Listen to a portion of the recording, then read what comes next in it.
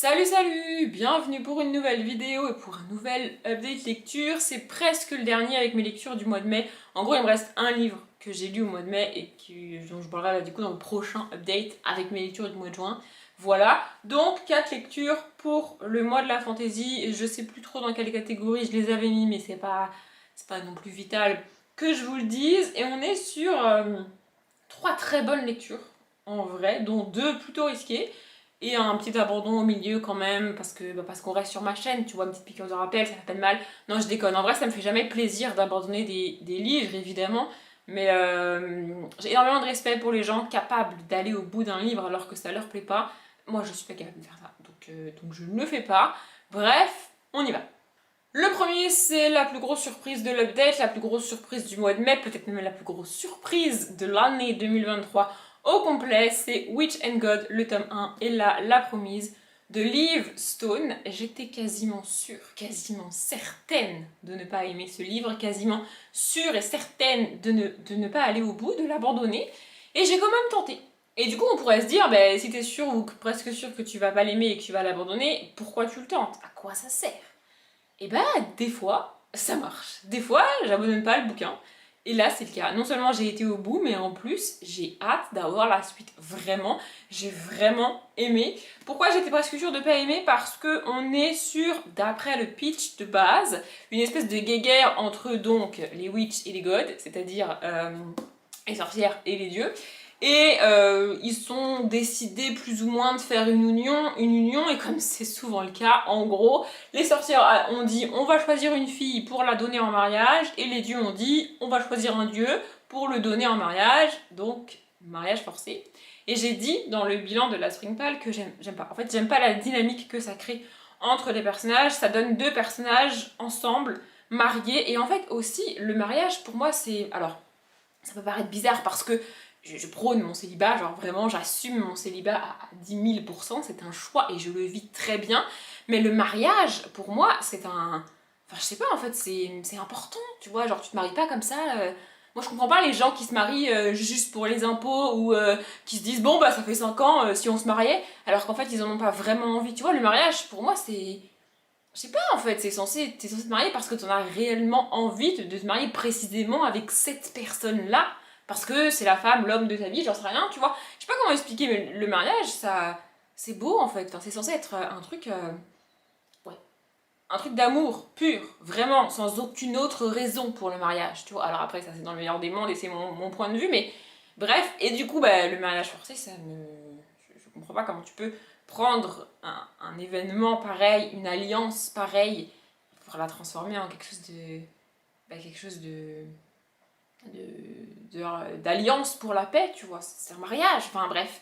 Du coup, j'ai énormément mal avec ça. Et quand je me suis rendu compte de ça avec le Georgia Caldera, je savais que j'avais ça dans ma palle et je savais qu'on était sur des bails de mariage forcé. C'est aussi pour ça que je l'ai mis dans la palle du mois de la fantaisie, parce que je me suis dit, plus je vais attendre et moins j'aurai envie de le lire, plus je vais attendre et plus je vais me dire que c'est pas pour moi. Et j'ai bien fait parce que probablement que si je l'avais pas lu si rapidement, après ma découverte de j'aime pas les mariages forcés, j'aurais fini par le unhauler sans même l'essayer. Alors qu'en fait, j'ai adoré.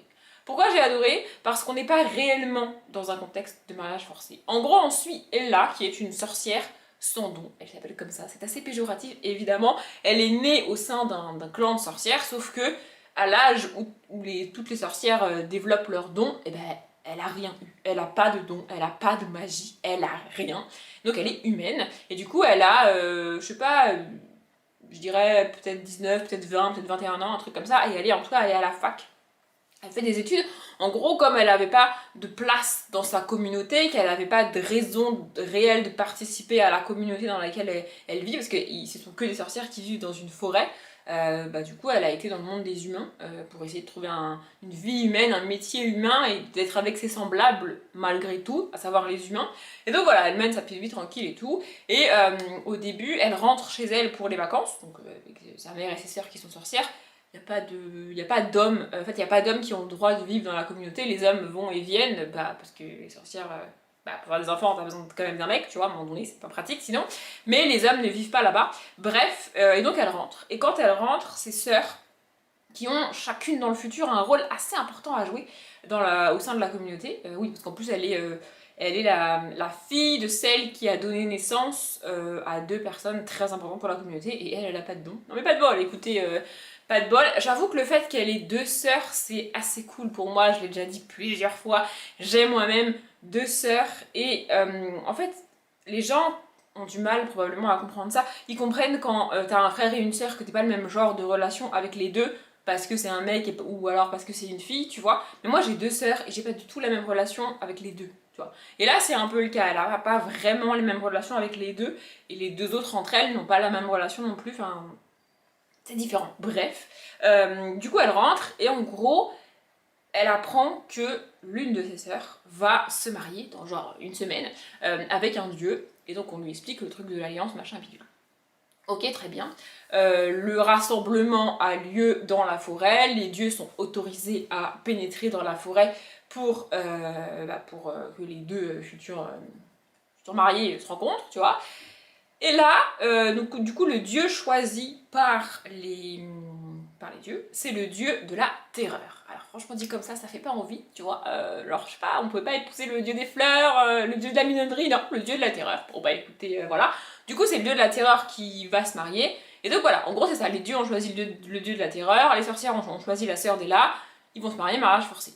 Sauf que, monsieur le dieu de la terreur, qui s'appelle Deimos, il débarque là-bas et il dit « Moi, je veux pas épouser elle, moi je veux épouser Ella. » Parce qu'elle a pas de don, il trouve que Deimos a un petit passif avec les sorcières, et qu'en gros il a beau être le dieu de la terreur, c'est paradoxal, mais il a peur des sorcières.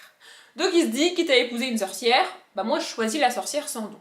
Donc déjà, lui, c'est pas vraiment un mariage forcé pour lui, il a accepté l'idée du mariage forcé, mais il va choisir la femme avec qui il va se marier, on lui impose pas, et du coup, on pourra se dire, bah du coup c'est double peine pour Ella, elle a rien demandé à personne et on lui impose le mariage.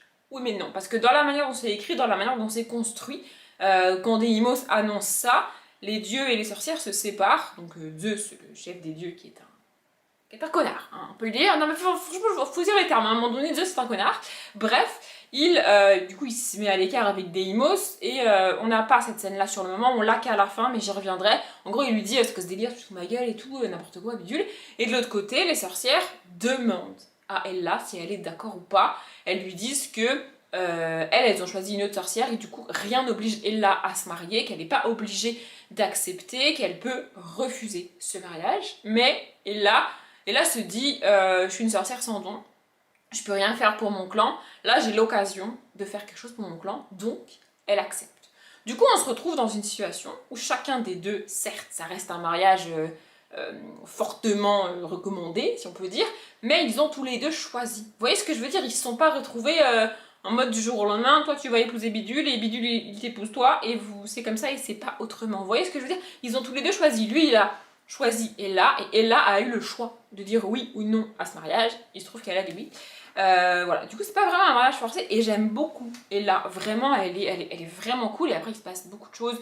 Du coup après il y a le fameux mariage, on rencontre énormément de dieux et de déesses, et je trouve que la mythologie est très très bien gérée. Il y a évidemment Aphrodite, Athéna, il y a même des dieux mineurs, des dieux qu'on n'a pas l'habitude de voir. Voilà, en général, on a Apollon, Aphrodite, Athéna, Héra, parfois on a Zeus, évidemment, comment je peux oublier. Parfois on a le dieu de la mer, là, je sais plus si c'est Poséidon ou s'il a un autre nom. Bref, enfin, je sais qu'il a un autre nom, mais je sais plus si Poséidon c'est l'équivalent dans la bonne langue de Zeus. Enfin, je sais pas si vous voyez ce que je veux dire. Bref. Et on a aussi des dieux mineurs comme Deimos, qui est un dieu qu'on n'a pas l'habitude de voir. Ses frères et sœurs qui sont il a 2 frères jumeaux, il a 2 frères qui sont jumeaux entre eux, qui sont les dieux du désir et de l'amour, en gros un truc comme ça, qu'on n'a pas l'habitude de voir. Et franchement, toute cette mythologie là est vraiment bien faite, c'est vraiment cool. Et donc, on suit ça, et vraiment en fait j'ai adoré Ella, elle est vraiment cool. J'adore ce personnage, vraiment j'ai beaucoup aimé. Évidemment ils se sont mariés, mais il va y avoir une petite romance quand même entre eux. Par contre le seul truc que j'ai trouvé dommage, en fait c'est assez bizarre, parce que je dis et je répète que j'ai la plupart du temps besoin d'avoir le point de vue masculin, et effectivement au cours de ma lecture j'aurais bien aimé avoir le point de vue de Deimos de temps en temps, mais c'est pas le cas, on est vraiment que dans la tête d'Ella. Ça m'a un petit peu manqué, mais au final je m'y suis faite. Vous voyez, comme j'aime beaucoup Ella, franchement ça allait. Et à la fin, vraiment une fois que le bouquin est fini, on a des petits passages dans la tête de Deimos. Par exemple, à la fin, comme j'ai dit tout à l'heure, on a la fameuse scène entre Deimos et Zeus. Au moment où Deimos dit « moi je veux épouser Hela et pas l'autre là », on a une scène entre Zeus et Deimos où en gros Zeus lui dit « tu te fous de ma gueule, pourquoi tu l'as choisi elle, c'est pas toi qui décide, c'est n'importe quoi et tout ». Et ça, on l'a que à la fin. Et en fait, avoir ces scènes-là dans la tête de Deimos, c'est cool, mais les avoir une fois que l'histoire est terminée, enfin, parce qu'en fait, tu les lis vraiment quand t'as lu la fin de l'histoire, la fin de ce tome 1. Du coup, je me suis dit, mais c'est nul, pourquoi on n'a pas mis ces scènes-là au moment où elles arrivent dans le bouquin, tu vois? Si vraiment tu veux les écrire, si vraiment tu veux les mettre, c'est cool et c'est intéressant, mais ce qui est intéressant, c'est de les lire au moment où elles arrivent, pas 3 semaines après, dans l'espace-temps du bouquin, tu vois? Du coup, j'ai trouvé ça un peu dommage que... Bizarrement, j'ai trouvé dommage qu'on ait le point de vue de Deimos à la fin. Écoutez, c'est comme ça. Bref, j'ai essayé de voir pour avoir le tome 2, mais il est disponible. Évidemment, il est sorti en neuf, mais je ne l'ai pas encore trouvé d'occasion. Et je vous avoue que je ne suis pas forcément prête à mettre 20 € dans le tome 2, même si j'ai adoré le tome 1. Voilà, c'est pas trop mon truc. Et voilà, du coup, au début, on a l'espèce d'arbre généalogique des dieux. Donc voilà, on a Héra et Zeus, et on a Arès et Héphaïstos, leurs enfants, puis le couple Arès et Aphrodite qui a eu comme enfants donc Deimos, Antéros, Eros, Phobos et Harmonie. Et voilà, franchement, si les derniers dieux que j'ai cités vous les connaissez pas, c'est à peu près normal, hein. Franchement, c'est pas les dieux qu'on suit, mais vraiment, j'ai adoré. Je me suis peut-être un peu emportée. Cette lecture va être longue. Bon, vous le savez probablement depuis le moment où vous avez cliqué, mais moi je le découvre maintenant. Bref, ensuite j'ai lu Bruxelles de Éléonore de Villepoix. Et là, on est pour le coup sur un livre que j'ai acheté neuf, alors que je le connaissais pas, que j'en avais jamais entendu parler, et qui est sorti récemment. En fait, je ne lis jamais les nouveautés, principalement parce que je n'achète jamais les livres neufs, et donc c'est compliqué de lire une nouveauté quand t'achètes pas les livres neufs. Donc voilà, 2022, j'ai pas le mois, mais bref, du coup c'est Éléonore de Villepoix, l'autrice de La ville sans vent. Et je savais pas trop à quoi m'attendre parce que j'ai adoré le tome 1 de La ville sans vent et j'ai pas réussi à terminer le tome 2. Donc je sais pas trop à quoi m'attendre. Et franchement, j'ai trouvé ça, c'est absolument génial. L'univers est vraiment dingue. En gros, on suit des oiseaux. Il n'y a pas d'être humain dedans, on est que avec des oiseaux. Et c'est marqué derrière, il y a depuis quelques semaines, quelques mois, des œufs qui disparaissent de plusieurs nids, de plusieurs espèces différentes. Et les oiseaux se demandent qui fait ça. Ils cherchent à savoir qui enlève, qui vole ces œufs, qu'est-ce qu'ils en font, est-ce qu'ils les mangent, est-ce qu'ils les écrasent, est-ce qu'ils les élèvent, ces oiseaux, on ne sait pas. Donc ils vont chercher, et donc il y a une espèce de réunion du Parlement des oiseaux, et ils décident d'envoyer un espèce d'escadron de 3 espèces différentes, donc avec 3 oiseaux différents, pour enquêter là-dessus. Et vraiment, j'ai beaucoup aimé. Donc il y a presque 2 lectures à ce livre-là. Une naïve, où juste tu suis les oiseaux qui enquêtent, qui essaient de trouver la vérité, les responsables, et voilà. Et une deuxième, où en fait, chaque espèce a ses spécificités, et chaque espèce a ses clichés. Et les oiseaux qui ont été envoyés pour enquêter sont pas forcément les mieux de leur espèce. Vous voyez, ils sont pas forcément des surpigeons. Par exemple, il y a un pigeon, pas forcément mieux que les autres, mais en fait, chacun des 3 oiseaux, à force de passer du temps avec les autres, va se rendre compte que les clichés qu'on a sur les espèces, c'est pas forcément la réalité. Comme nous, les humains, comme sur les peuples des humains, vous voyez. Franchement, j'ai comme les clichés qu'on peut avoir sur les Français, sur les Anglais, sur les Belges, j'en sais rien, tu vois ce que je veux dire? Au-delà, je parle de ça au-delà de la couleur de peau, je veux dire. Je parle vraiment en termes de pays. Il y a des clichés sur tous les pays. On connaît par cœur les clichés sur les Français qui sont pas forcément très positifs pour nous. Les Français et les Françaises d'ailleurs. Et ouais, franchement, j'ai adoré, j'ai trouvé ça très cool. Ça se lit très bien, et surtout, ce que j'ai absolument adoré, c'est qu'il y a pas mal de notes de l'autrice, comme ça. Vous voyez, donc ça, c'est une note quand même assez longue, et parfois, il y en a plusieurs dans le... Voilà. Là, il y en a une petite en haut. Et en fait, ce que j'ai aimé, c'est que les notes sont écrites à hauteur de là où est le numéro. Là, je vais vous montrer, ça se voit. Vous voyez, là c'est la 43, je crois, et le 43, il est là. Ce qui fait que quand tu lis le mot avec le 43, t'as pas besoin de descendre en bas de la page pour lire le truc et ensuite remonter, retrouver où t'en étais. Tu vois ce que je veux dire? C'est juste à côté.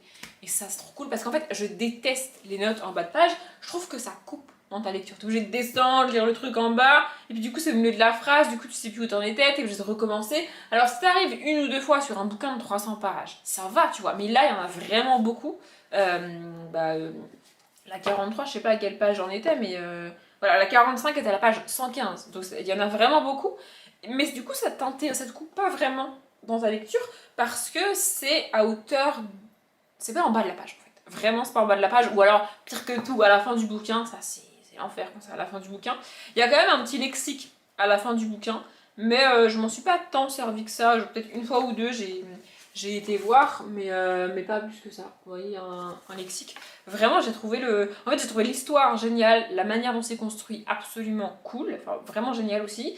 Et l'objet livre en lui-même est vraiment très beau. On est sur un hardback avec un petit marque-page et tout. Enfin, franchement, l'objet livre est magnifique. Et la mise en page est vraiment très cool aussi. On a des illustrations, donc ça, c'est les débuts de chapitre à chaque fois. Et on a des illustrations en plus au milieu. Alors, pas énormément, mais il y en a quand même quelques-unes. Et vraiment, j'ai trouvé ça très cool. Voilà, j'en avais jamais entendu parler. Je l'ai acheté et lu par hasard. Je l'ai acheté principalement parce que c'est Éléonore de Villepoix malgré tout, mais vraiment je trouvais ça génial. Et ensuite on en arrive à l'abandon. Bah oui, je voulais annoncer au début de la vidéo, à un moment donné on allait bien y arriver. J'en ai parlé en vlog, mais je sais plus si j'ai dit en vlog que je l'avais abandonné ou pas, c'est pas là très grave. C'est La Pâtisserie Bliss, le tome 1 de Catherine Littlewood. En fait, j'ai commencé ce livre, je pense, à un mauvais moment. J'aurais pas dû commencer ça. Et puis ensuite, alors j'ai quand même avancé, j'ai quand même repris, parce que j'ai quand même été jusqu'à la page 69, sachant que dès le prologue, je ne comprenais rien à ce que je lisais, donc on était mal parti. Mais en fait, je sais pas, ça me donne pas envie. Voilà. En gros, on est donc dans une pâtisserie familiale. Et l'univers est quand même assez flou. Je comprenais pas tout au début. C'est pas évident à lire, vraiment. C'est à la fois cool et pas cool pour de la jeunesse. C'est-à-dire que construire un univers de manière un peu abrupte en jeunesse, ça laisse les enfants se débrouiller par eux-mêmes pour comprendre. Et les enfants sont pas débiles non plus. Tu vois, t'es pas obligé de tout leur dire. Mais il y a quand même un juste milieu, parce que là, c'est quand même extrêmement flou. Donc voilà, en gros, on suit une famille qui, a priori, c'est pas bon quand je dis a priori dans un résumé, bref, a priori, aide les gens de la ville, enfin de la petite ville ou du village, je sais plus, à se soigner et à aller mieux grâce à leur pâtisserie. Par exemple, il y a un gars qui était coincé au fond d'un puits et personne n'arrivait à le sortir. Et bah la mère a fait des muffins, elle lui en a apporté. Et du coup, les muffins étaient magiques. Et donc, en gros, il est sorti du puits tout seul. Tu vois, voilà, elle fait ça pour aider les gens avec la magie, mais c'est pas expliqué comment ça marche, comment ça fonctionne et tout. Et très rapidement, au début du bouquin, donc nous, on suit principalement une petite fille qui doit avoir, je sais pas, 9-10 ans. Je sais plus comment elle s'appelle, attendez. Elle s'appelle Rosemary, donc on l'appelle principalement Rose, il me semble. Bref, donc on suit principalement cette petite fille qui elle-même ne comprend pas trop ce que font ses parents. Elle a bien compris qu'il y avait des délires magiques et tout, mais elle n'est pas très au courant. Et elle aide ses parents principalement en faisant les courses. Et au début, il y a la mère d'une ville d'à côté, je crois, qui vient voir les parents, et donc les propriétaires de la pâtisserie, pour leur demander leur aide, parce qu'il y a une épidémie dans la ville d'à côté, donc dans sa ville à elle, la mère, tu vois, la mère de la ville au sens... elle est pas, c'est pas la mère de ses enfants, vous voyez, enfin, bref. Alors, probablement qu'elle a des enfants, mais c'est pas la question. Bref, et donc en gros, elle vient leur demander leur aide pour soigner les gens, et donc les parents vont partir et laisser les enfants tout seuls. Et là, il y a une espèce de tante que les enfants connaissent pas, qui se présente comme une espèce de cousine lointaine de la mère, qui débarque et qui dit aux enfants qu'elle va rester avec elle. Et voilà, on suit ça, les enfants, avec la tante, et puis on n'a aucune nouvelle des parents, et comme les parents sont pas là, il n'y a plus de pâtisserie, il n'y a plus de magie. Et en fait, j'ai pas compris, enfin vraiment j'étais là, mais où est la magie? Où est la pâtisserie? Moi tu m'as vendu la pâtisserie Bliss avec de la magie, et je me retrouve avec une tante sortie de nulle part, qu'on ne sait pas qui elle est, on la soupçonne évidemment, parce que c'est très bizarre qu'elle débarque maintenant, avec des enfants qui comprennent rien à la magie. En plus, le frère de Rosemary a deux frères, un grand frère et un petit frère. Et le grand frère est en pleine crise d'ado, il est insupportable. Et le petit frère, c'est monsieur je sais tout. Il est dans la phase moi je, j'aime pas les enfants comme ça m'agace. Tous les enfants ont cette phase-là, je le sais, mais j'aime pas cette phase-là chez les enfants. Ça m'agace. Et du coup, en fait, au bout d'un moment, je me suis dit, c'est quoi l'intérêt, tu vois. Et donc, en fait, j'ai posé le livre et j'ai lu Les Sentinelles. À ce moment-là, c'est Les Sentinelles que j'ai lu, de Alexandra Ivy. Et quand j'ai fini Les Sentinelles, j'avais pas envie de. En fait, j'avais pas envie de reprendre ce bouquin-là. J'ai lu 70 pages, en gros, et j'avais pas envie de connaître la suite, j'avais pas envie d'y retourner. Donc, je me suis dit que ça servait à rien, et donc, je n'y suis pas retournée. Et le dernier livre pour aujourd'hui, c'est Société protectrice des monstres, articule Audrey. Le tome 2, Sauvons les monstres, de Matthew Morgan, David Sinben et Guy MacDonald. J'adore cette saga, vraiment, je trouve ça trop cool. Donc en gros, dans cette saga, on suit Ulf, ça s'écrit U-L-F, un petit loup-garou qui se transforme, c'est un humain, mais qui se transforme toutes les nuits de pleine lune en loup-garou. Et qui vit à la Société protectrice des monstres. C'est une société qui a été créée par un vétérinaire qui en a appris beaucoup et qui a fait beaucoup pour les créatures surnaturelles. Enfin, pour le monde, c'est pas pour le monde dans lequel ils sont, c'est pas des créatures surnaturelles, c'est des créatures normales, tu vois. Mais voilà, il y a des monstres un peu bizarres qui se baladent là-dedans. Et la plupart des gens en ont peur, mais ce vétérinaire-là, j'arrive plus à parler, je suis désolée. Ce vétérinaire-là s'est intéressé à eux pour apprendre à les connaître, à les aider, à les soigner. Et donc, à sa mort, il a légué cette société à un autre vétérinaire, qui est une vétérinaire d'ailleurs, pour qu'elle reprenne tout autour, c'est une espèce de manoir dans lequel il y a la clinique vétérinaire, si vous voulez, et tout autour, il y a une espèce d'immense domaine, comme une réserve naturelle pour tous ces monstres. Pas pour tous, mais pour ceux qui ont besoin de vivre à l'extérieur du vrai monde. Je sais pas si vous voyez ce que je veux dire. Bref, et donc elle a repris ça et on les suit avec Ulf, qu'elle a recueilli à la Société protectrice des monstres. Mais donc voilà, on les suit. Et là, au début de ce tome 2, il y a un pêcheur qui ramène un énorme monstre marin, donc qui est là sur la couverture avec des tentacules et tout, voilà, qui est blessé. Et du coup, le pêcheur l'a vu en pleine mer et l'a ramené à la vétérinaire pour qu'elle le soigne. Et donc, la vétérinaire et Ulf vont essayer de soigner cet énorme monstre. C'est un monstre vraiment, vraiment très, très gros et assez terrifiant qui a un venin très puissant. Donc, le soigner, c'est compliqué sans se faire tuer, en gros. Et donc, voilà, Ulf et la vétérinaire, on va les suivre là-dedans. Ils vont essayer de trouver une solution pour soigner ce monstre. Et dans le tome 1, on a fait la connaissance d'un grand méchant, évidemment, sinon c'est pas drôle, qui s'appelle c'est un baron de je sais plus trop quoi, qui en veut à la Société protectrice des monstres. En gros, c'est un braconnier de monstres et il s'est dit que prendre possession du manoir et du domaine qu'il y a autour, c'est hyper cool pour un braconnier. Il y a plein d'animaux que ça l'intéresse et tout, donc c'est ça qu'il veut faire. Et dans le tome 1, il pensait l'avoir battu, mais il est de retour dans ce tome 2. Vraiment, j'adore. Alors, les objets livres sont vraiment très cool. Et c'est assez bizarre parce que la manière dont les livres sont faits, t'as l'impression, enfin moi j'ai l'impression que ça date des années 90, quoi. Tu vois que c'est pas du tout récent. Alors qu'en fait, c'est récent, enfin c'est assez récent puisque le tome 3 est sorti en novembre 2010. Tu vois, bon là c'est marqué apparaître. Parce que mon édition date quand même, mais je sais pas, ça fait quand même assez ancien comme bouquin, et bon, ça a presque 15 ans, ok, mais bref, je sais pas comment expliquer. Voilà, et j'adore cette saga, ça se lit vraiment vraiment bien, c'est écrit gros, hein, c'est écrit gros, il y a les chapitres sont assez courts, parce que c'est de la jeunesse, et on a des petites illustrations comme ça. Vraiment, j'adore cette saga, j'adore suivre Ulf, et la vétérinaire est vraiment cool. Et puis, il y a une notion de fantôme, de recherche, enfin vraiment, il y a pas mal, il se passe quand même pas mal de choses dans ces bouquins-là, et il faut absolument que je trouve le tome 3. Bon, il est sorti en 2010, du coup, normalement, je devrais pouvoir le trouver. Je sais pas combien il y a de tomes en tout, je pense pas qu'il y en ait énormément, mais c'est une saga dont j'avais jamais entendu parler. J'ai trouvé le tome 1 par hasard d'occasion, et franchement, c'est vraiment cool. Ça fait pas beaucoup peur pour les enfants.